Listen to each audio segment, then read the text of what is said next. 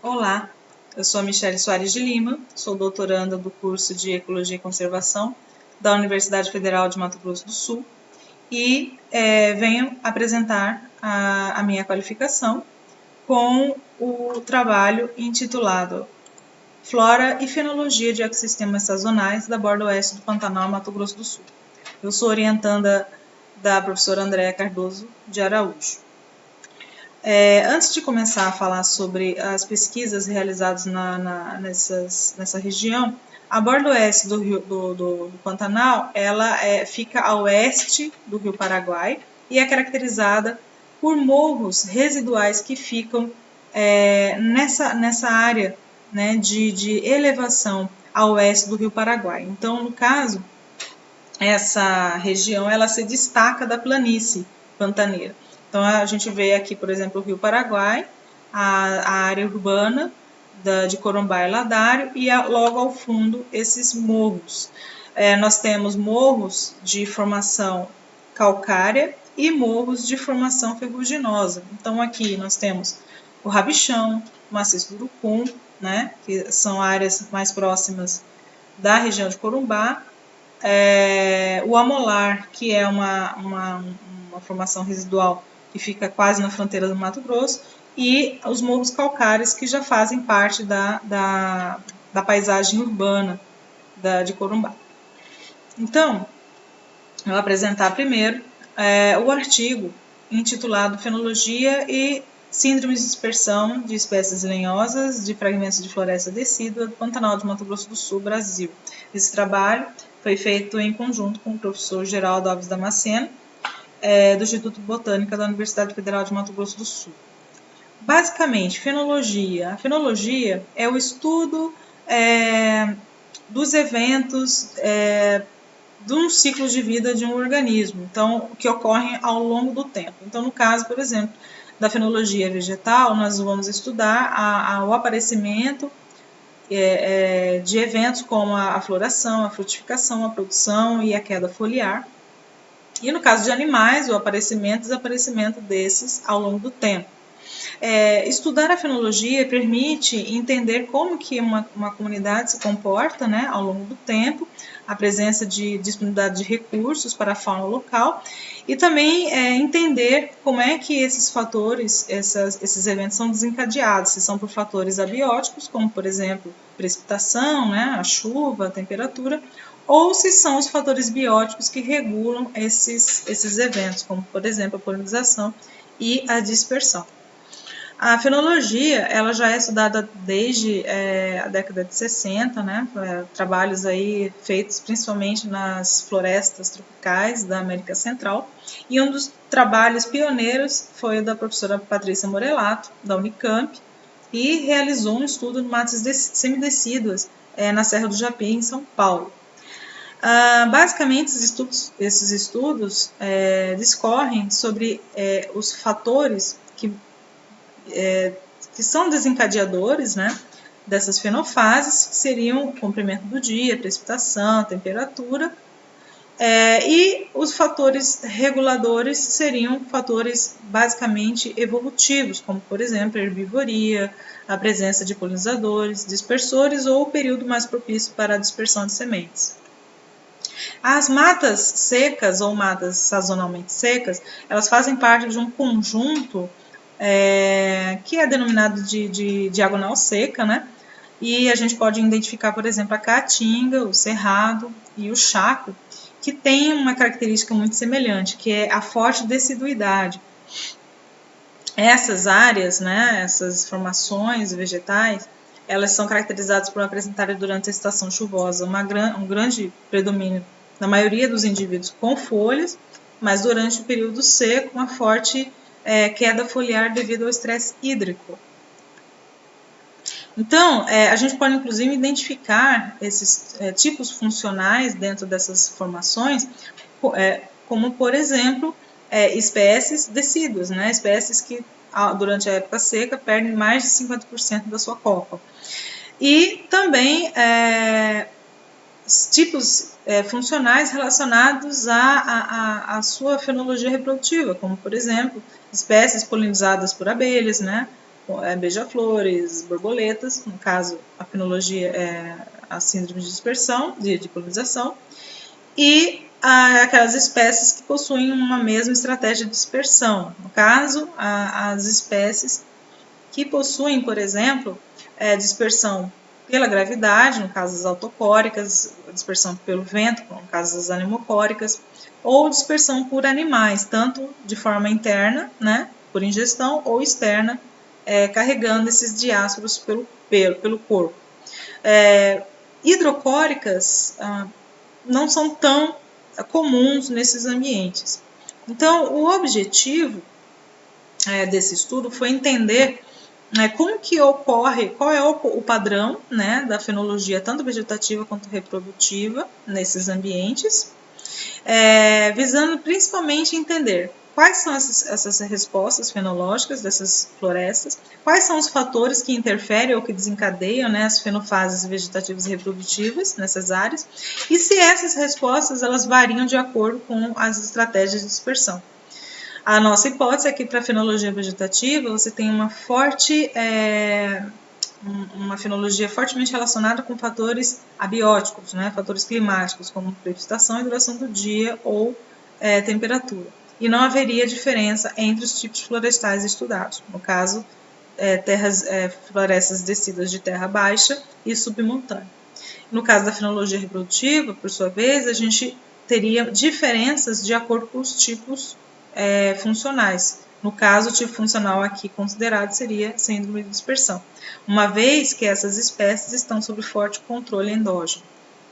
A área de estudo são duas áreas de pequenos fragmentos, né, perto da zona urbana de Corumbá, e são duas áreas que nós denominamos de mata descida de terras baixas, que é o LDF, né, Lowland Deciduous Forest, e os fragmentos de floresta decidual submontana, ou Submontane Decidual Forest.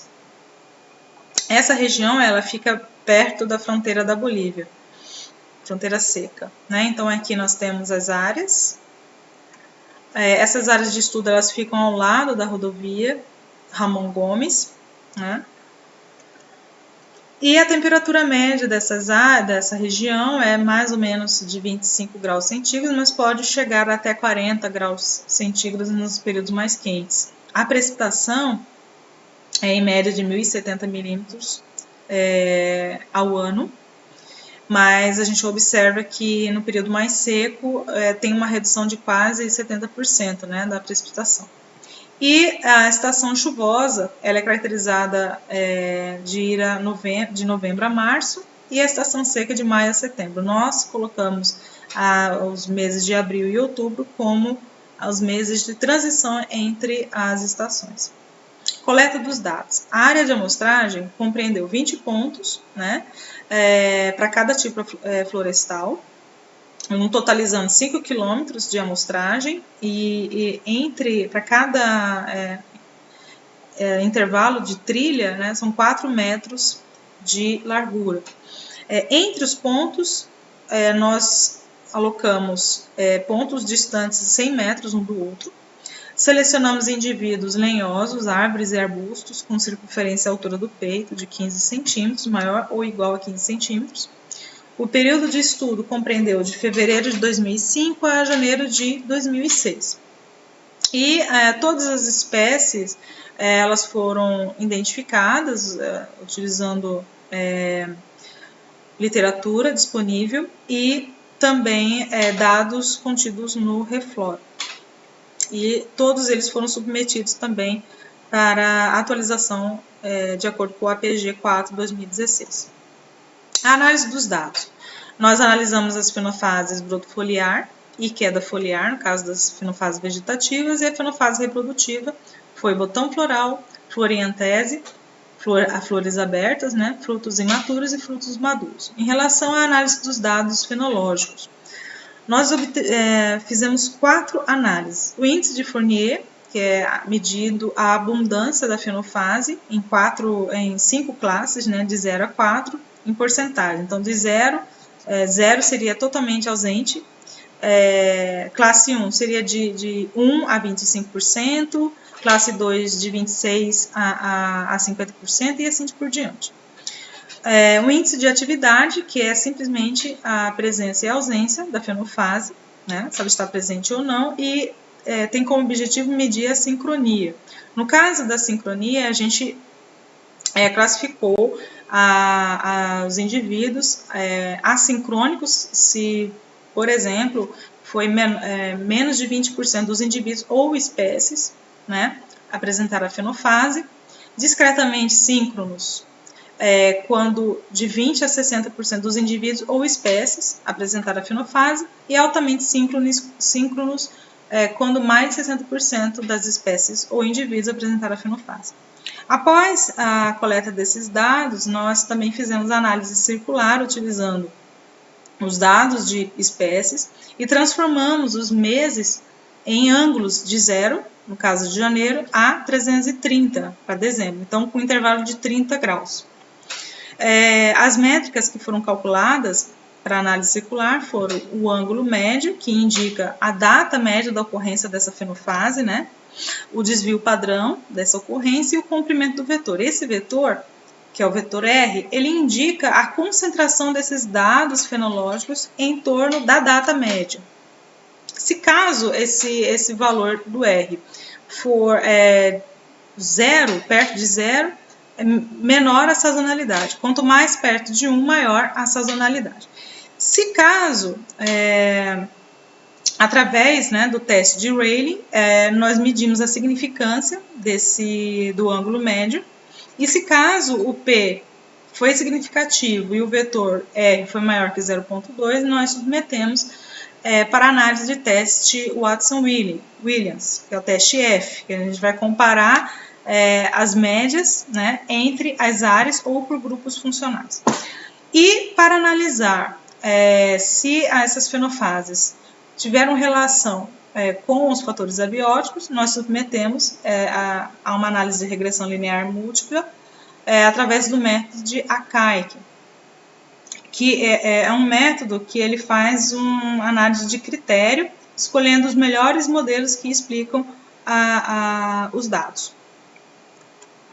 Então, os nossos resultados, nós tivemos 595 indivíduos em 50 espécies e 24 famílias na área de terras baixas. A maioria das espécies, vocês podem perceber que no período mais seco ficou despido de folhagem, né? Algumas espécies não perderam suas folhas, né? No caso aqui, a família Caparace, são consideradas semidecidas. E algumas espécies também floriram, no caso as barras cheias, ou frutificaram, no caso os pontilhados, durante o período seco.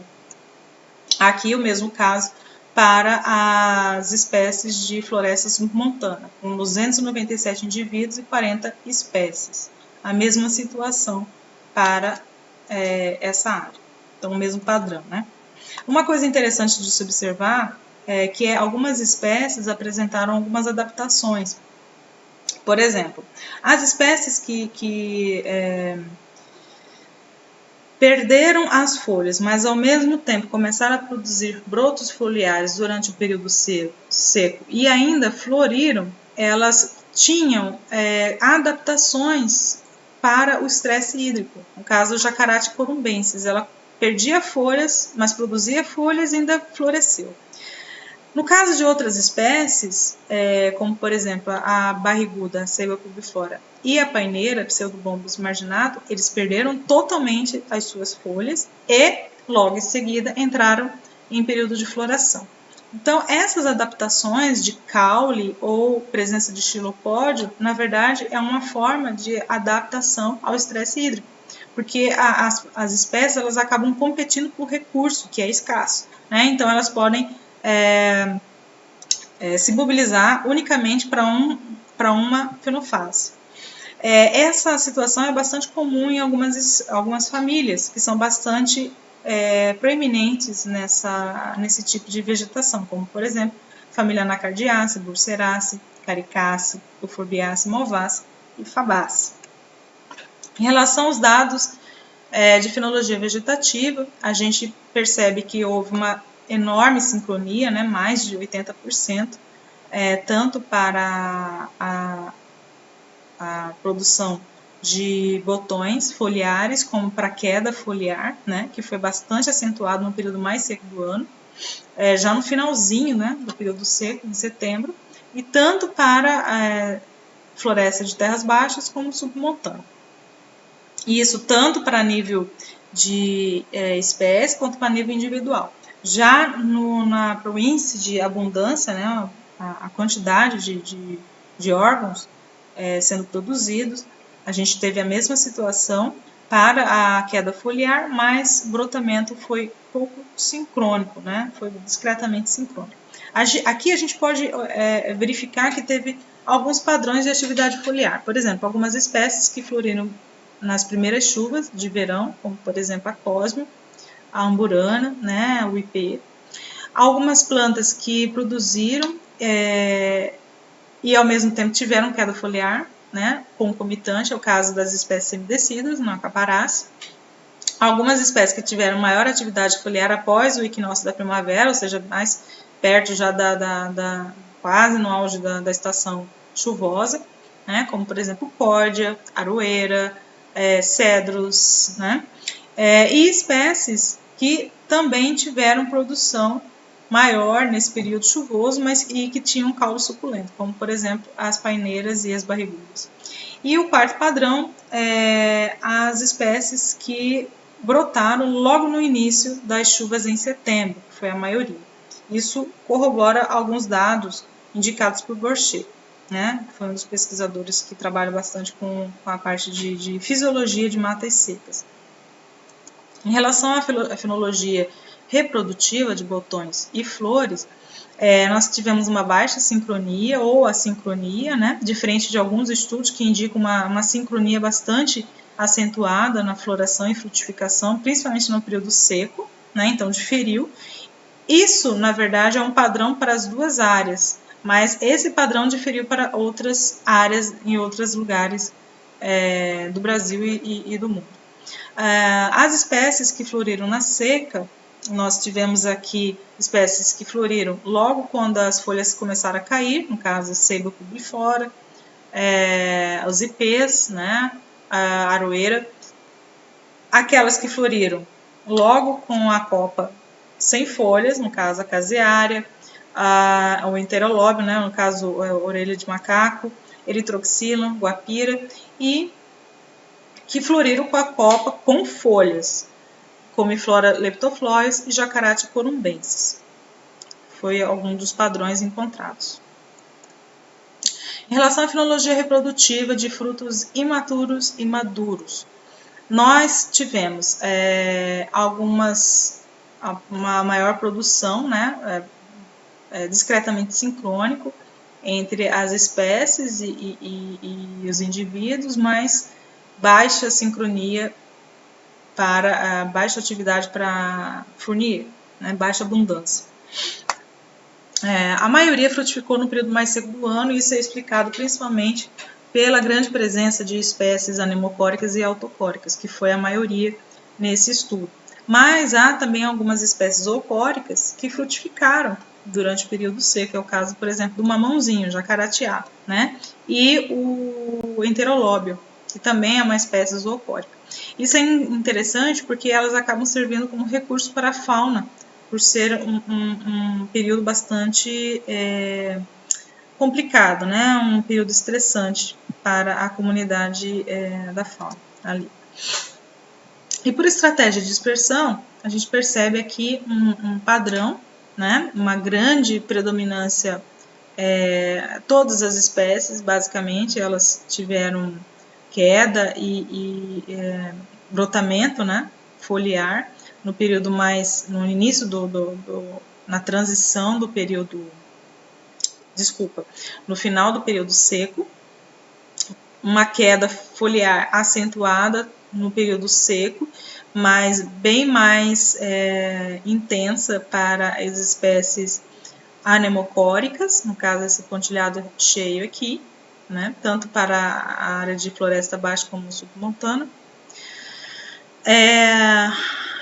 A floração, principalmente das espécies anemocóricas no início da estação seca e a floração durante o auge da estação seca das espécies autocóricas e as zoocóricas no final da estação seca. Achei bem interessante. E a frutificação bem acentuada das espécies anemocóricas durante todo o período, principalmente durante todo o período do ano, mas com maior intensidade no período seco. Né? As anemocóricas e as autocóricas, elas têm uma frutificação bem estendida, porque elas dependem da umidade, né, do ar para elas amadurecerem o fruto. Então, é bem comum a gente encontrar esses frutos ficando um longo período na planta mãe, até elas finalmente serem dispersas, ao contrário das espécies zoocóricas, que são rapidamente consumidas. Aqui os resultados de análise circular. Aqui a gente vê, assim, de forma geral, que houve uma concentração da produção de brotos foliares em setembro, né, para todas as áreas, e perda foliar em julho ou agosto. Isso também se repetiu para as demais áreas. No caso aqui, para os dados das espécies em geral, nós tivemos valores significativos apenas para frutos verdes e frutos maduros. Já para por tipo funcional, essa variação, essa significância, ela variou, né? A gente teve total significância para todas as fenofases, para as espécies autocóricas, ao contrário das zoocóricas, por exemplo. E para as anemocóricas, nem todas foram significativas. No caso dos dados de relação, de correlação com fatores abióticos, nós tivemos praticamente todas as espécies todas as fenofases tiveram relação com fatores abióticos em maior ou menor grau. Nós avaliamos esses dados abióticos 3 meses antes, né, da ocorrência da fenofase. Então, no caso aqui, o método do Ike, né, os resultados do Ike, ele mostra que os modelos mais simples são os mais plausíveis. Então, aqui, por exemplo, no caso da produção de folhas, a temperatura 2 meses antes da ocorrência da fenofase foi o melhor modelo explicativo. Na produção de frutos maduros, já foi o comprimento de dia 1 mês antes.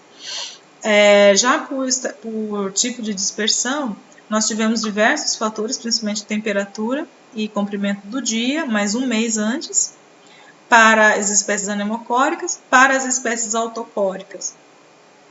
Nós tivemos principalmente a chuva e o comprimento do dia interferindo tanto na fenologia vegetativa quanto na fenologia reprodutiva, e aqui somente o comprimento do dia para zoocóricas, para frutos maduros. No caso dos resultados para a floresta submontana, não houve uma relação plausível, né, a não ser para autocóricas, na qual o melhor modelo explicativo foi o comprimento do dia, respondendo pela queda foliar, a floração e frutos verdes para autocóricas, e comprimento do dia para queda foliar e flores em zoocóricas. Então, a nossa conclusão é que não houve diferenças significativas dos padrões fenológicos entre os tipos florestais. As respostas fenológicas são semelhantes a outros estudos, né, exceto a floração, que teve uma leve diferença, que não foi tão significativo como para outros estudos que a gente já observou para outras regiões do Brasil. Confirma que florestas secas são fortemente controladas por fatores abióticos e, porém, por resultados por grupo funcional, demonstram que essas espécies elas estão sob forte controle endógeno quando a gente analisa a fenologia reprodutiva, ou seja, floração e frutificação.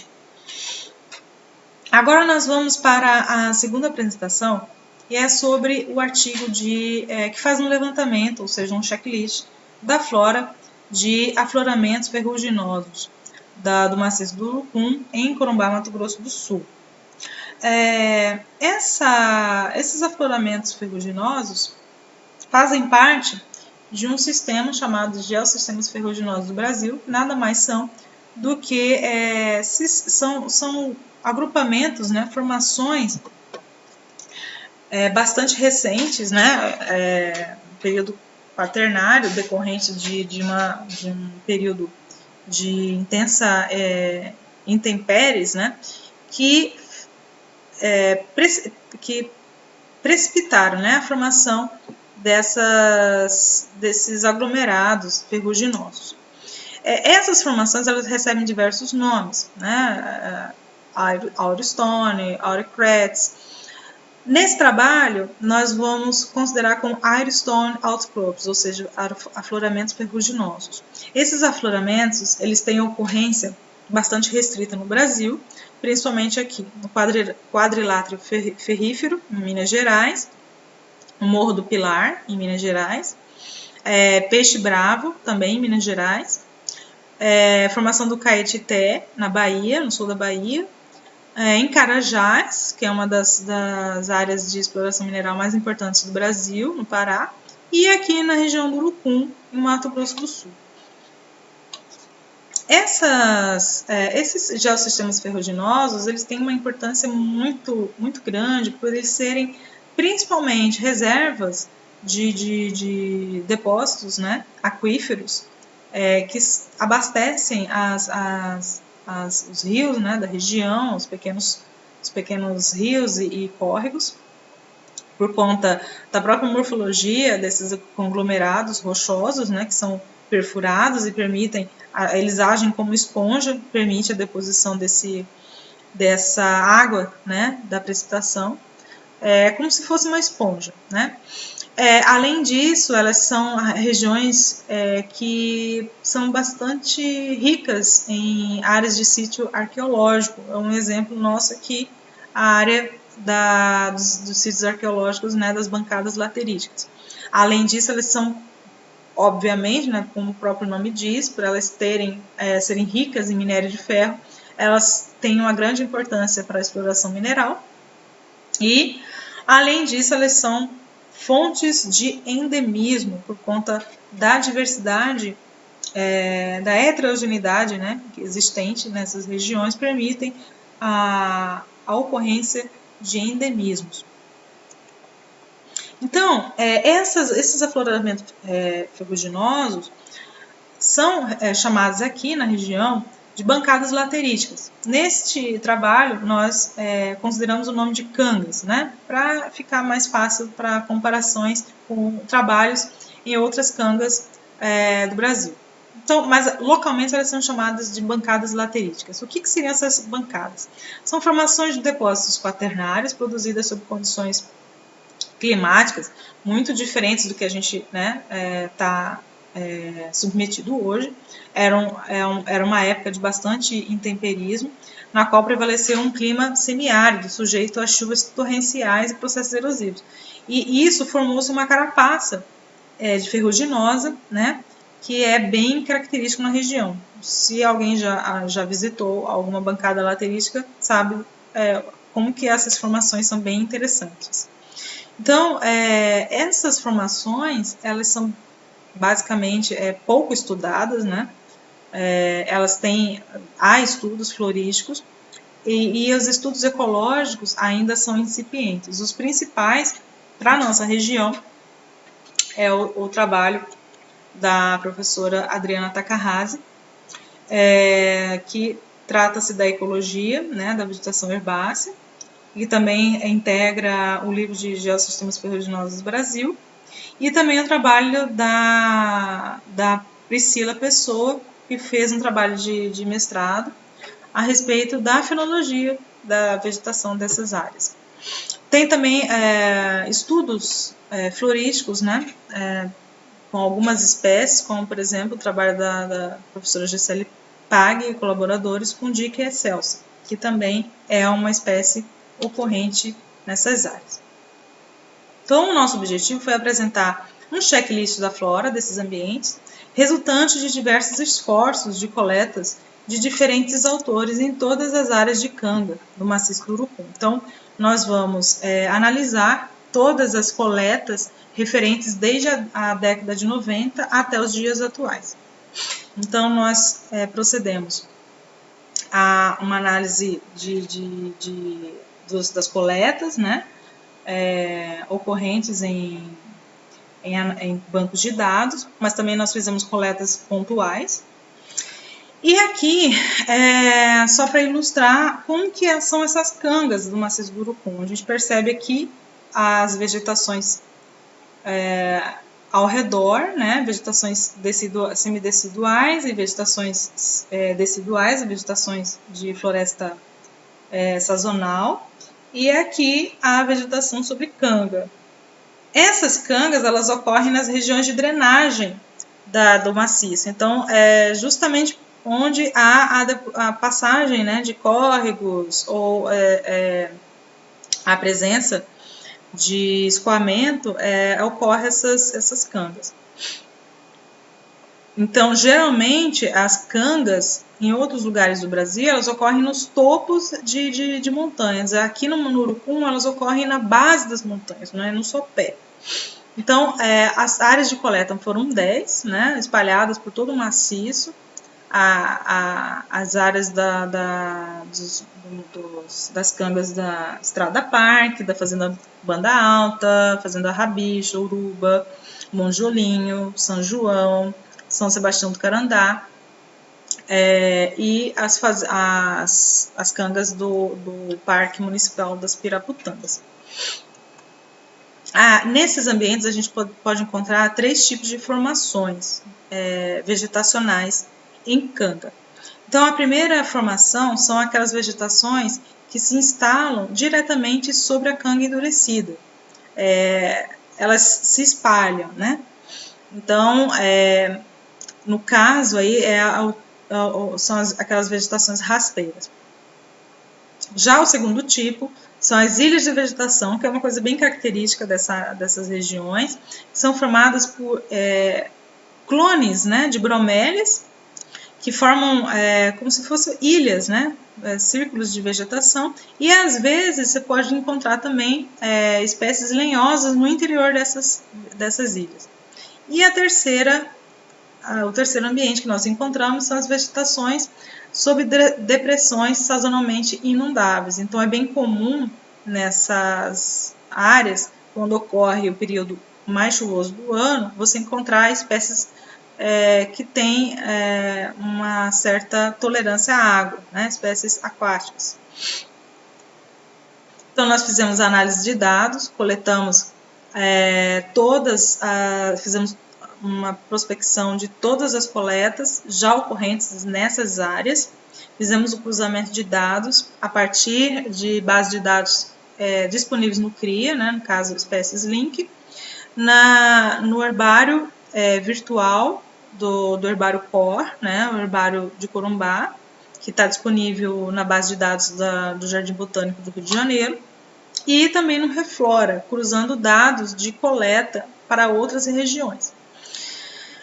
Todas essas coletas, elas estão espalhadas em diversos herbários do Brasil, né? Herbários de Unicamp, de Campo Grande, do Rio de Janeiro, do Rio Grande do Sul.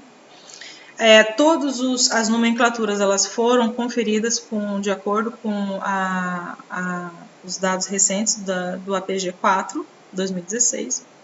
E esses dados de ocorrência das espécies, elas serviram para a gente fazer uma análise de similaridade entre elas, né, utilizando o índice de similaridade de Sorens, na qual aqui nós podemos ter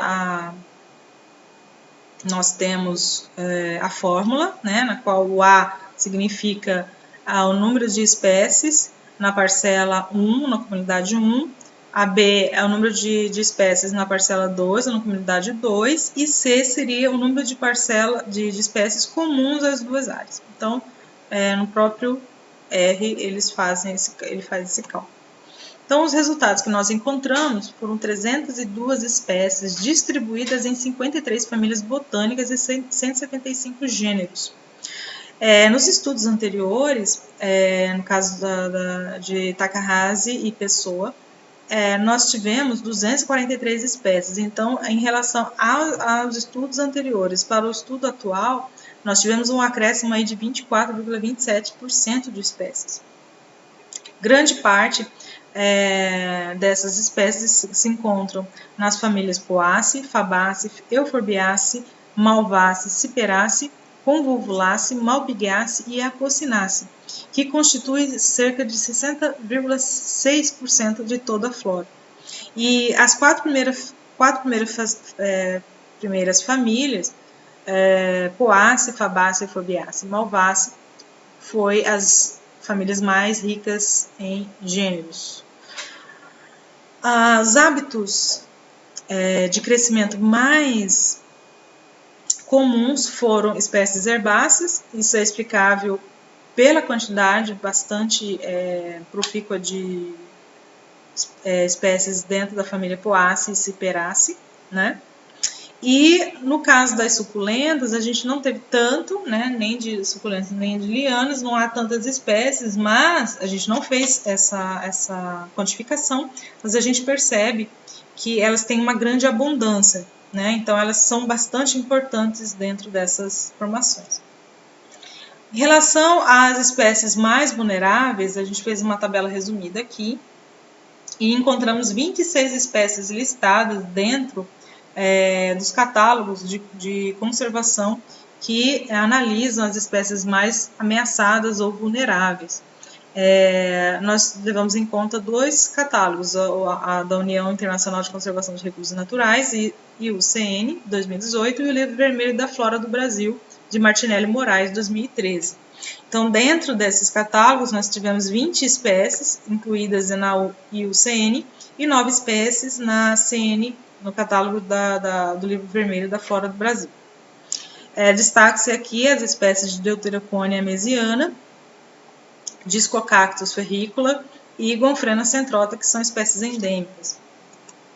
Aqui, Discocactus ferrícola é uma espécie bem conhecida aqui da região, inclusive é bem comercializada nas feiras livres de Corumbá, né? Eu já vi comercialização desse cacto, ela é muito bonita.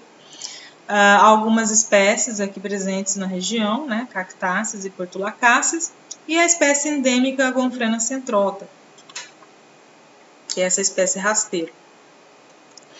Aqui, Deuteroconia mesiana, uma característica dessa espécie é formar essas ilhas de vegetação. E aqui mostrando como que essas formações são vulneráveis à pressão antrópica. É muito frequente você encontrar gado, né, presente dentro dessas formações, e ocasionando um pisoteio, né, dos indivíduos ali encontrados. Então, no caso das associações florísticas, as principais espécies associadas à primeira formação, por exemplo, aquelas espécies que se depositam diretamente no solo, foram as espécies de Gonfrena centrota, Discocactus ferrícola e Policarpeia corimbosa. As espécies de ilha foram Deuteroconia mesiana, Bromélia balance. No interior dela encontramos muitas lenhosas, como aroeira, ipês e tocoiana formosa. E nas bordas, algumas espécies anuais, muito efêmeras, que elas são só frequentes no período chuvoso e no período seco elas desaparecem. No caso, as Spermacosta gracilum e a Calha rupícola. E em ambientes sazonalmente secos, nós temos a Portulaca mucronata, Cipura formosa, sazonalmente inundáveis. Portulaca mucronata, Cipura formosa, Ludwigia e as Zephyrantes cearenses. 27 espécies, nós encontramos 27 espécies não registradas para Mato Grosso do Sul, ou seja, espécies que antes não tinham sido catalogadas e que nós encontramos através do cruzamento de dados de herbários, né? E que nós contamos agora como primeiro registro através dessa publicação. Em relação à similaridade das áreas, nós encontramos uma baixa similaridade entre elas. A maior é de 41%, que justamente entre as duas áreas mais próximas, que é o caso da área da Estrada Parque e a área do maciço do Urucum. E teve áreas que não teve similaridade nenhuma. Então, você tem uma alta substituição de espécies, né? E algumas espécies que não ocorreram em todas as áreas, né? A maioria das espécies ocorreram em apenas um afloramento. Então, há uma alta substituição de espécies entre as áreas, que é uma característica bastante comum e já identificada em outros estudos. Então, quais são esses fatores que determinam essa alta diversidade nessas áreas? Uma delas seria a sazonalidade, né? Você tem uma amplitude de temperatura, de precipitação, que possibilita o aparecimento e desaparecimento de espécies, né, ao longo do ano. Isso faz com que haja uma substituição no tempo e no espaço de espécies. Manchas florestais também muito próximas dessas formações, o que faz com que algumas espécies adentrem essas áreas. E também a heterogeneidade ambiental. As áreas de canga, elas possuem muitas microhabitats, né? Fissuras, nós temos áreas com depósito de solo, nós temos áreas sem solo, que é a rocha nua, né? Então, isso faz com que algumas espécies oportunistas, elas vão ocupando, aquelas que são mais adaptadas, vão ocupando, né, essas regiões. Aquelas que não têm tanta tolerância, elas ocupam áreas mais propícias e as outras vão se adequando. Então, essas regiões, essas formações, elas têm condições muito severas de tanto edáficas quanto climáticas, né? Primeiro pela alta intensidade solar que a gente encontra, né? E isso ocasiona uma intensa evapotranspiração. Além disso, você tem um habitat extremamente rico em metais pesados, uma diferença de granulometria muito grande, né? Diferença entre as rochas e grãos, né? Tamanho. A topografia também, que varia um pouco, você tem áreas mais baixas que permitem a deposição de água e outras mais altas, e a temperatura, que pode chegar até mesmo a 70 graus centígrados em meio-dia, né? Então, até mesmo você trabalhar é ruim nessas áreas.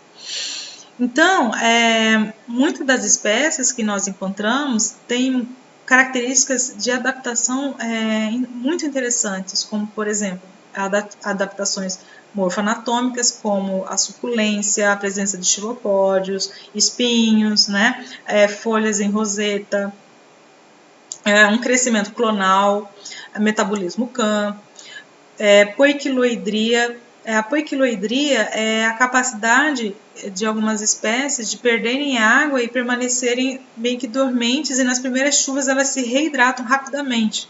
É o caso da selaginella, que é muito comum nessas formações. A deciduidade, né? Tem muitas espécies que são de hábito anual, elas têm um ciclo de vida muito rápido, elas florescem e frutificam e no mesmo ano morrem, né? Então, a semente, ela germina e já cresce rapidamente na próxima estação mais favorável. E a tolerância a metais pesados. Então, há uma necessidade muito grande de pesquisa nessa região, como, por exemplo, estudar as interações que ocorrem entre as espécies, porque há poucos estudos em relação às espécies da fauna que ocorrem nessa região, né, espécies de mamíferos, espécies de polinizadores e dispersores. A necessidade de saber qual é o impacto, né, da pressão antrópica nessa região, como se encontra a distribuição e a conservação das espécies, principalmente das espécies endêmicas. Um exemplo que nós encontramos, por exemplo, é o caso da portulaca roene, que não se encontrava como uma espécie presente na região, mas a primeira coleta que consta dela é de roene, em Corumbá, no início do século passado. Então, não há essa atualização de dados. Então, a necessidade de se fazer mais pesquisas para estudar a distribuição, a biogeografia das espécies, né? Até mesmo porque a gente sabe que Corumbá é uma área de bastante ação antrópica, né? Tanto por queimada quanto por exploração mineral. E por mais que essas áreas elas estejam longe da área de exploração mineral, você também tem a questão das fazendas que encaram essas áreas de pouca utilidade. Então você tem pisoteio de gado, você tem deposição de lixo e várias outras situações, né, que ainda não foram quantificadas. Então é necessário que haja mais pesquisas para essa região. Os meus agradecimentos, né, em relação aos 2 artigos, os autores, né, de modo geral, agradecem. No caso, o primeiro artigo de Finologia, eu agradeço à professora Andréia pela revisão, né, do manuscrito, o professor Marcel Okamoto Tanaka e o professor Rafael Guariento pela assistência na modelagem do estudo. E para o segundo artigo, em relação à missão salesiana, que nos deu acesso à Fazenda Banda Alta e aos proprietários das demais fazendas estudadas, aos herbários, onde as coleções estão depositadas, à CAPES e ao CNPq pelo auxílio financeiro, à minha instituição, o Instituto Federal de Mato Grosso do Sul e à Universidade Federal de Mato Grosso do Sul. Bem, gente, é isso, é a minha apresentação. Eu espero que tenham gostado. Estarei disponível para tirar dúvidas e para propor ideias. E é isso, eu espero que gostem. Obrigada.